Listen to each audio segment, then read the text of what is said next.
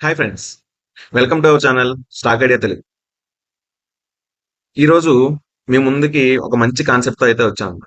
ఆ కాన్సెప్ట్ ఏంటంటే, ఒక ఇన్వెస్టరు లాంగ్ టర్మ్ ఇన్వెస్టరు ఒక పోర్ట్‌ఫోలియోని అయితే బిల్డప్ చేస్తారు. దాన్ని లాంగ్ టర్మ్ కోసం ఉంచుతారు. కానీ అదే లాంగ్ టర్మ్ పోర్ట్‌ఫోలియోని ఉపయోగించి మనం షార్ట్ టర్మ్‌లో రెగ్యులర్‌గా ఇన్‌కమ్ ఎలా సంపాదించాలి? ఆ పోర్ట్‌ఫోలియోని ఐడియల్‌గా ఉంచకుండా దాని నుంచి హెడ్జింగ్ ద్వారా రెగ్యులర్ ఇన్‌కమ్ ఎలా సంపాదించాలనే కాన్సెప్ట్ గురించైతే ఈరోజు మీకు ఎక్స్‌ప్లెయిన్ అయితే చేస్తాను. దీని వీడియోనైతే చివరి వరకు చూడండి. కాన్సెప్ట్‌ని అర్థం చేసుకోండి. ఇది చాలా ఉపయోగపడే కాన్సెప్ట్ అన్నమాట. ఓకే. కాన్సెప్ట్‌లోకెళ్ళే ముందు ఈ వీడియోనైతే 4 పార్ట్‌లుగా డివైడ్ చేస్తాను. ఫస్ట్ పార్ట్ ఏంటంటే లాంగ్ టర్మ్ పోర్ట్‌ఫోలియో లేదా లాంగ్ టర్మ్ స్టాక్‌ని సెలెక్ట్ చేసుకోవడం. రెండోదేంటంటే ఐడెంటిఫై చేసిన లాంగ్ టర్మ్ స్టాక్‌లో షార్ట్ టర్మ్ ట్రెండ్ ఎలా ఉందో ఐడెంటిఫై చేయడం. థర్డ్ పాయింట్ ఏంటంటే ఆ ట్రెండ్ ఐడెంటిఫై చేశాక ఆ షార్ట్ టర్మ్‌లో రెసిస్టెన్స్ ఎక్కడుంది? సపోర్ట్ ఎక్కడుంది? దాన్ని ఐడెంటిఫై చేయడం. ఫోర్త్ మన హెడ్జింగ్‌ని ఉపయోగించి ఆ రెసిస్టెన్స్ సపోర్ట్‌ని ఉపయోగించి ఇన్‌కమ్ ఎలా జనరేట్ చేయాలి? ఇది ఈ వీడియోలో మనం డిస్కస్ చేసుకునే పాయింట్స్ అయితే. ఫస్టు మీకు సింపుల్‌గా ఒక డ్రాయింగ్ అయితే చూపిస్తాను. ఈ డ్రాయింగ్‌లో మీకు ఎక్స్‌ప్లెయిన్ చేసే కాన్సెప్ట్ ఒకసారైతే అర్థం చేసుకోవడానికి ట్రై చేయండి. ఇది అర్థమైందంటే ఈ కాన్సెప్ట్ నేను లైవ్‌లో చార్ట్‌లో అయితే చూపించి మీకైతే ఎక్స్‌ప్లెయిన్ చేస్తాను. ఫస్ట్ అనుకున్నాం లాంగ్ టర్మ్ స్టాక్‌ని ఎలా ఐడెంటిఫై చేయాలి? సో, లాంగ్ టర్మ్ స్టాక్ ఎప్పుడైనా ఐడెంటిఫై చేయాలంటే దాని ఫండమెంటల్స్‌ని, టెక్నికల్స్‌ని మనం అయితే రెగ్యులర్‌గా ఫాలో అవ్వాలి. మన ఛానెల్‌లో పాత వీడియోస్‌నైతే చూడండి. మనం ఒక స్టాక్‌ని ఎలా అనాలిసిస్ చేస్తాం. దాన్ని లాంగ్ టర్మ్‌లో ఇన్వెస్ట్ చేయాలంటే ఏ పాయింట్‌లో ఎంట్రీ తీసుకోవాలి? ఏ పాయింట్‌కొస్తే బెటరు? ఏ పాయింట్స్ మనం చెక్ చేసుకోవాలి? ఇవైతే చెక్ చేసుకొని మనం లాంగ్ టర్మ్ స్టాక్‌ని ఎలా ఐడెంటిఫై చేస్తాం అన్నది మన పాత వీడియోస్ చూస్తే మీకు అర్థమవుతది. సో, అది ఫస్ట్ పాయింట్. Second point. ఇప్పుడు మనం ఐడెంటిఫై చేసుకున్న స్టాక్‌లో షార్ట్ టర్మ్ ట్రెండ్ ఎలా ఉంది? అన్నది మనమైతే ఐడెంటిఫై చేయాలి. దానికి ఇప్పుడు ఒక మీకు డ్రాయింగ్ అయితే చూపిస్తాను. ఇది డ్రాయింగ్ అయితే. ఇప్పుడు మనం ఒక లాంగ్ టర్మ్ స్టాక్ ఐడెంటిఫై చేసామంటే కంపల్సరీగా దానికి మనం లాంగ్ టర్మ్‌లో సపోర్ట్ జోన్ ఎక్కడుంది? అంటే మనం ఎక్కడ ఎంట్రీ తీసుకోవాలి. ఎగ్జిట్ అంటే టార్గెట్ ఎక్కడ తీసుకోవాలి? టార్గెట్ ఎక్కడ తీసుకుంటాం మనం జనరల్‌గా రెసిస్టెన్స్ ఎక్కడైతే ఉందో అక్కడ మనం టార్గెట్‌నయితే మనం తీసుకుంటాం. ఇప్పుడు ఈ రెసిస్టెన్స్ జోన్ ఉంది. అంటే దీన్ని టార్గెట్‌గా పెట్టుకుంటాం. ఇది సపోర్ట్ జోన్ ఉంది. ఈ సపోర్ట్ అంటే మనం దానక్కడ ఎంట్రీ పాయింట్ కింద లాంగ్ టర్మ్ స్టాక్ అయితే మనం తీసుకుంటాం. ఓకే. ఇప్పుడు దీంట్లో షార్ట్ టర్మ్ ట్రెండ్ ఎలా ఉందన్నది మనం ఎలా ఐడెంటిఫై చేయాలన్నది చూద్దాం. ఫస్ట్ ఈ క్యాండిల్ ఉంది గదా! రెసిస్టెన్స్ దగ్గర నుంచి స్టాక్ భారీగా ఫాల్ అయింది. ఈ 2 క్యాండిల్స్‌లో. బట్ ఈ చిన్న క్యాండిల్ ఉంది చూసారా? ఇక్కడైతే మాత్రం బయర్స్‌కి, సెల్లర్‌కి భారీగా ఫైట్ అయితే జరిగింది. అందువల్ల ఏమైంది? ఫాల్ హెవీగా లేదు. ప్లస్ ఈ విక్స్ ఉన్నాయి చూసారా? అంటే స్టాక్ ఈ రెడ్ క్యాండిల్ ఇక్కడ క్లోజ్ అయింది. ఈ క్యాండిల్ ఇక్కడ ఓపెన్ అయింది. కానీ ఏంటంటే పైకెళ్ళడానికి అయితే ట్రై చేసింది. అలాగే కిందకి కూడా రావడానికి ట్రై చేసింది. కానీ ఏంటంటే బయర్స్‌కి, సెల్లర్స్‌కి జరిగిన ఫైటింగ్‌లో ఫైనల్‌గా సెల్లర్స్ అయితే గెలిసారు. కానీ ఏంటంటే బయ్యింగ్ కూడా అక్కడ ఎక్కువగానే జరిగింది అని చెప్పడానికి ఈ చిన్న క్యాండిల్ ఫార్మ్ అయిందండి. సో, ఇక్కడ బయర్స్ కూడా ఇంట్రెస్ట్ చూపించారు. కానీ ఫైనల్‌గా సెల్లర్సే గెలిసారు. అంటే ఏమైంది? సెల్లింగ్ ప్రెషర్ అయితే ఇంకా అక్కడ ఉంది. సో, ఆ నెక్స్ట్ 2 క్యాండిల్ చూసారా? భారీగా ఫాల్ అయింది. భారీగా ఫాల్ అయ్యి స్టాక్ సపోర్ట్ జోన్‌కి రాగానే ఒకసారే రివర్సల్ అయితే తీసుకుంది. మళ్ళీ భారీగా పైకైతే ఎళ్ళింది. సో, నేను చెప్పబోయేదేంటంటే లాంగ్ టర్మ్ సపోర్ట్ దగ్గరికొచ్చినప్పుడు స్టాక్ భారీగా రివర్స్ అయింది. కానీ మన రెసిస్టెన్స్ ఎక్కడుంది? పైనుంది. సో, ఈ మధ్యలో ఈ పాయింట్ ఉంది చూసారా? ఇందాక చెప్పిన ఈ రెడ్ క్యాండిల్.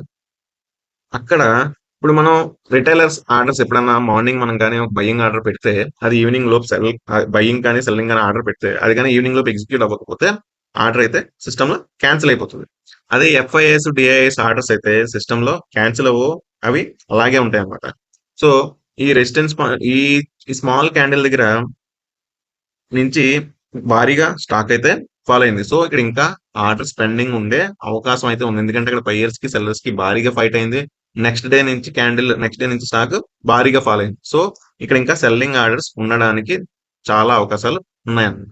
సో, ఆ టైంకి స్టాక్ ఈ ప్రైస్‌కి రీచ్ అవ్వగానే ఆ సెల్ ఆర్డర్స్ ఎగ్జిక్యూట్ అవ్వడానికి ఛాన్సెస్ ఎక్కువగా ఉంటాయి. వెంటనే స్టాక్ చూసారా మళ్ళీ ఫాల్ అయింది.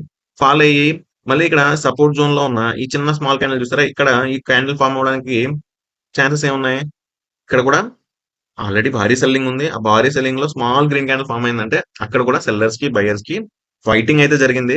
కానీ ఏంటంటే సపోర్ట్ జోన్ ఉండడం వల్ల ఆల్రెడీ అక్కడ బయింగ్ ఆర్డర్స్ పెండింగ్ ఉంటాయి కాబట్టి ఆ బయింగ్ ఆర్డర్స్ ఈ మొత్తం సెల్లింగ్ ప్రెషర్‌ని బీట్ ఔట్ అయితే చేసి డామినేట్ అయితే చేయగలిగింది. సో అందువల్ల స్మాల్ గ్రీన్ క్యాండిల్ అయితే ఫామ్ అయింది. సో ఇక్కడ కూడా ఇంకా బయింగ్ ఆర్డర్స్, ఎందుకంటే నెక్స్ట్ స్టాక్ భారీగా పెరిగిపోయింది.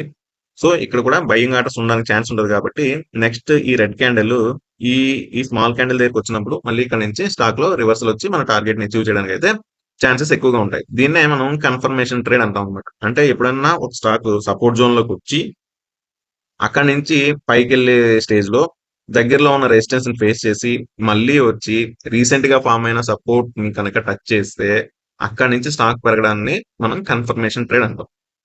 ఈ కన్ఫర్మేషన్ ట్రేడ్ ని మనం ఎప్పుడు యూజ్ చేస్తామంటే స్టాక్ సపోర్ట్ జోన్ లోకి అయితే వచ్చింది, కానీ స్టాక్ మీద వచ్చే న్యూస్ కానీ లేదా వాటి యొక్క రిజల్ట్స్ కానీ అంత ఫేవరబుల్ గా లేవు అనుకున్నప్పుడు మనం ఈ ఈ థియరీని అయితే ఉపయోగించవచ్చు. ఎందుకంటే పెరుగుతుందా లేదా డౌట్, ఎందుకంటే ఫండమెంటల్ గా స్టాక్ వీక్ గా ఉంది బట్ టెక్నికల్ గా స్ట్రాంగ్ గా ఉంది. మనం కన్ఫర్మ్ చేసుకోవడానికి కన్ఫర్మేషన్ ట్రేడ్ అయితే యూజ్ చేయొచ్చు అన్నమాట. ఇప్పుడు దీన్ని మీకు చార్ట్ లో చూపిస్తాను. ఈ కాన్సెప్ట్ గురించి చూపుతాం. మనం ప్రీవియస్ గా ఎన్సిసి గురించి అయితే మనం డిస్కస్ చేసుకుని ఒక వీడియోని అయితే పోస్ట్ చేసాం. మనం తీసుకుంటున్న మార్కెట్ ఫాల్ తర్వాత మనం తీసుకుంటున్న ఫస్ట్ ఎంట్రీగా కూడా మీకు ఎక్స్ప్లెయిన్ అయితే చేశాను. సో అదే స్టాక్ ను ఉపయోగించి అయితే మీకు ఇప్పుడు ఈ కాన్సెప్ట్ అయితే ఎక్స్ప్లెయిన్ చేస్తాం.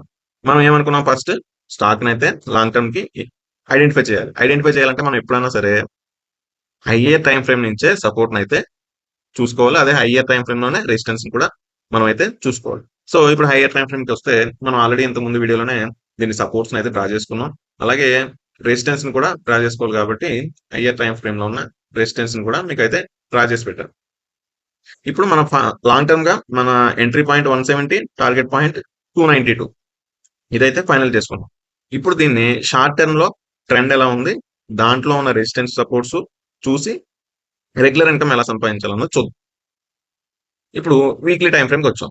మనం ఫస్ట్ లాస్ట్ టైం వీడియోలో కూడా డిస్కస్ చేసుకున్నాం. ఈ first line first target, second line second target for short term అని చెప్పి డిస్కస్ చేసుకున్నాం. ఫస్ట్ టార్గెట్ అచీవ్ అయింది, అలాగే సెకండ్ టార్గెట్ కూడా అచీవ్ అయింది. సో ఇప్పుడు మీకు చెప్పాను కదా ఇందాక, ఏదైతే డయాగ్రామ్ గీసి చూపించానో ఇప్పుడు అదే దాన్ని ఇక్కడ చూపిస్తాను, ఒకసారి అయితే చూడండి. సో ఇక్కడ నుంచి స్టాక్ అయితే భారీగా ఫాల్ అయింది. ఫాల్ అయిన తర్వాత ఈ స్మాల్ క్యాండిల్ చూసారా, భారీగా ఫైటింగ్ అయింది. ఎందుకంటే స్టాక్ పైకి వెళ్ళింది, అలాగే కిందకి వచ్చింది, కానీ స్మాల్ క్యాండిల్ తో క్లోజ్ అయితే అయ్యింది. సో ఇక్కడ భారీగా బయర్స్ కి సెల్లర్స్ కి ఫైటింగ్ అయితే జరిగింది. ఆ ఫైటింగ్ జరిగిన తర్వాత కంప్లీట్ గా స్టాక్ కంప్లీట్ గా సెల్లింగ్ ప్రెజర్ లోకి వచ్చింది. మళ్ళీ అలాగే ఇక్కడ కూడా ఈ స్మాల్ క్యాండిల్ ఇక్కడ కూడా బయ్యర్ కి సెల్లర్ కి భారీ ఫైట్ అయితే జరిగింది. సో ఇండెసివ్ గా క్యాండిల్ అయితే క్లోజ్ అయింది. సో ఇదొక రెసిస్టెన్స్ పాయింట్, ఇదొక రెసిస్టెన్స్ పాయింట్ గా మనం ఐడెంటిఫై చేసాం. నెక్స్ట్ స్టాక్ సపోర్ట్ అయితే టచ్ చేసింది. చూసారా, మనం గీసుకున్న లైన్ అయితే టచ్ చేసింది. టచ్ చేసి పైకి వెళ్లే క్రమంలో ఈ రెసిస్టెన్స్ ఉంది కదా, ఈ రెసిస్టెన్స్ దగ్గర అయితే ఇది వీక్లీ టైం ఫ్రేమ్ కాబట్టి ఒక క్యాండిల్ ఒక వీక్ ని రిప్రజెంట్ చేస్తుంది అనమాట. అంటే దాదాపు 2 వీక్స్, అంటే నియర్లీ 10 ట్రేడింగ్ డేస్ ఈ రెసిస్టెన్స్ దగ్గర స్టాక్ కన్సాలిడేట్ అయింది అనమాట. కన్సాలిడేట్ అయ్యి ఒకసారి బ్రేక్అవుట్ అవ్వగానే నేను మీకు ఇక్కడ ఈ స్టాక్ లో బుల్లిష్ మూవ్మెంట్ ఉంటుంది, ఫస్ట్ టార్గెట్ ఇది, సెకండ్ టార్గెట్ ఇది అని నేనైతే చెప్పాను. సో ఒకసారి ఆ రెసిస్టెన్స్ బ్రేక్ అయ్యాక మీకు చూసారా, స్టాక్ డైరెక్ట్ గా 1 వీక్ లో ఎంత పెరిగి నెక్స్ట్ డేనే టార్గెట్ అచీవ్ చేసి మళ్ళీ ఇక్కడ నుంచి రెసిస్టెన్స్ నుంచి రిజెక్షన్ వచ్చి మళ్ళీ ఇక్కడ చూసారా చిన్న క్యాండిల్ ఎక్కడైతే సపోర్ట్ ఫామ్ అయిందో ఆ సపోర్ట్ ని టచ్ చేసిన తర్వాత మళ్ళీ సెకండ్ టార్గెట్ ని అయితే అచీవ్ చేసింది. దీన్ని ఏమన్నా మనం కన్ఫర్మేషన్ ట్రేడ్. కన్ఫర్మేషన్ ట్రేడ్ అంటే ఏదైనా స్టాక్ సపోర్ట్ ని టచ్ చేసిన తర్వాత దాని నియరెస్ట్ రెసిస్టెన్స్ ని బ్రేక్ చేసినప్పుడు ఫామ్ అయ్యే కొత్త సపోర్ట్ జోన్ కి స్టాక్ మళ్ళీ తిరిగి వచ్చినప్పుడు అక్కడి నుంచి పెరగడానికి ఎక్కువగా అవకాశాలు అయితే ఉన్నాయన్నమాట. ఇది కాన్సెప్ట్. సో ఈ కాన్సెప్ట్ ను ఉపయోగించి మనం రెగ్యులర్ ఇన్కమ్ ఎలా సంపాదించాలి. సో మనకు తెలుసు ఇక్కడ నుంచి స్టాక్ పెరగగానే బ్రేక్అవుట్ అయ్యే ఛాన్స్ ఉంది. బ్రేక్అవుట్ అయిన తర్వాత టార్గెట్ అయితే అచీవ్ చేయడానికి ఛాన్స్ ఉంది. అప్పుడు మనం ఏం చేయాలి, ఈ సపోర్ట్ జోన్ ఫామ్ అయ్యి ఎప్పుడైతే అప్ మూవ్మెంట్ స్టార్ట్ చేస్తుందో ఇక్కడ మనం ఆప్షన్స్ కానీ ఫ్యూచర్స్ కానీ ఉపయోగించి హెడ్జింగ్ అయితే చేయొచ్చు. నేను ఆప్షన్స్ అయితే అవాయిడ్ చేయమని చెప్తాను, ఎందుకంటే ఆప్షన్స్ రిస్కీ. ఫ్యూచర్స్ అయితే తీసుకోండి, ఎందుకంటే మనకి టైం ఉంటుంది, దాంట్లో కూడా వాలటాలిటీ కూడా యాజ్ పర్ స్టాకే ఉంటుంది కాబట్టి ఫ్యూచర్స్ అయితే తీసుకోండి. ఇప్పుడు ఇక్కడ స్టాక్ ఎప్పుడైతే బ్రేక్అవుట్ అవుతుందో ఫ్యూచర్స్ ని బై చేస్తాం, మన టార్గెట్ రాగానే ఫ్యూచర్స్ ని సెల్ చేసి మళ్ళీ మనం పొజిషన్స్ అయితే క్లియర్ అప్ చేస్తాం. అలాగే మళ్ళీ స్టాక్ మళ్ళీ సపోర్ట్ కి వచ్చినప్పుడు అంటే కన్ఫర్మేషన్ ట్రేడ్ వచ్చినప్పుడు మళ్ళీ ఫ్యూచర్స్ ని బై చేస్తాం, మళ్ళీ సెకండ్ టార్గెట్ రాగానే టార్గెట్ అయితే బుక్ చేసుకుని ప్రాఫిట్ అయితే బుక్ చేసుకుంటాం. బట్ ఈ పోర్ట్ఫోలియో లాంగ్ టర్మ్ కి ఇది ఇలాగే కంటిన్యూ అవుతుంటది. ఎందుకంటే ఏ స్టాక్ కూడా ఒకసారి స్ట్రైట్ గా పెరిగిపోతే అలాగే స్ట్రైట్ గా పడదు. దాంట్లో కన్సల్టేషన్ అవుతుంటది, పైకి కిందకి వెళ్తుంటది కాబట్టి ఆ పైకి కిందకి వెళ్ళే మూవ్మెంట్స్ ని మనం ఫ్యూచర్స్ ద్వారా, హెడ్జింగ్ ద్వారా క్యాప్చర్ చేసి రెగ్యులర్ ఇన్కమ్ అయితే సంపాదించాలి. బట్ ఆ రెగ్యులర్ ఇన్కమ్ సంపాదించడానికి ఈ ట్రెండ్స్ అయితే మనం ఐడెంటిఫై చేయాలి. ఎక్కడ సపోర్ట్ ఫార్మ్ చేస్తుంది, ఎక్కడ రెసిస్టెన్స్ ఫార్మ్ చేస్తుంది, మనం టార్గెట్ ఎక్కడ తీసుకోవాలి, ఎక్కడ ఎగ్జిట్ అవ్వాలి. మెయిన్ స్టాక్ మార్కెట్ లో మేజర్ పాయింట్ ఏంటంటే ఎంట్రీ ఎక్కడ తీసుకోవాలి, ఎగ్జిట్ ఎక్కడ తీసుకోవాలి అనేది ప్లానింగ్ మాత్రం కంపల్సరీ ఉండాలి. అలాగే స్టాప్ లాస్ ని కంపల్సరీ మెయింటైన్ చేయాలన్నమాట. ఈ విధంగా మనం ఈ కాన్సెప్ట్ కనుక ఉపయోగించగలిగితే లాంగ్ టర్మ్ పోర్ట్ఫోలియోని అలా ఐడియల్ గా ఉంచకుండా దాన్ని ఉపయోగించుకొని మనం ఈ ఫ్యూచర్స్ అనే ఎడ్జింగ్ ద్వారా రెగ్యులర్ గా ఇన్కమ్ అయితే సంపాదించవచ్చు అన్నమాట. సో ఈ కాన్సెప్ట్ కనుక మీకు నచ్చినట్టయితే వీడియోని అయితే లైక్ చేయండి. ఈ వీడియో మీ ఫ్రెండ్స్ ఆర్ ఫ్యామిలీ మెంబర్స్కి ఎవరికైనా ఉపయోగపడుతుంది అనుకుంటే వాళ్ళకి షేర్ చేయండి. ఇలాంటి మంచి మంచి వీడియోస్ మీకు కావాలనుకుంటే మన ఛానల్ని అయితే సబ్స్క్రైబ్ అయితే చేసుకోండి. మాకు ఎంకరేజింగ్ గా ఉంటుంది. మీ లైక్స్, సబ్స్క్రైబర్స్ ఎంకరేజ్మెంట్ ఉంటే మాకు కూడా ఇంకా మంచి కాన్సెప్ట్స్, మంచి వీడియోస్ చేయడానికి ఇది ఒక ఎంకరేజింగ్ గా ఉంటుంది అనమాట. సో ఇలాంటి కాన్సెప్ట్ గురించి ఇంకేదైనా కాన్సెప్ట్ గురించి కానీ మీకు వీడియో కావాలనుకుంటే కామెంట్ సెక్షన్ లో అయితే పోస్ట్ చేయండి. అలాగే ఈ కాన్సెప్ట్ గురించి ఇంకేమైనా డౌట్స్ కానీ ఏమైనా ఉన్నా కూడా కామెంట్ సెక్షన్ లో అయితే పోస్ట్ చేయండి. ఎక్కువ మంది కనుక అదే డౌట్ గురించి అడిగితే దాని గురించి సెపరేట్ గా వీడియో చేయడానికి అయితే ట్రై చేస్తాను. ఏదైనా స్మాల్ డౌట్ అయితే మాక్సిమం కామెంట్స్ లోనే రిప్లై ద్వారా క్లియర్ చేయడానికి అయితే ట్రై చేస్తాను. ఓకే, మరి మంచి వీడియోతో మళ్ళీ కలుసుకుందాం. బాయ్. Thank you.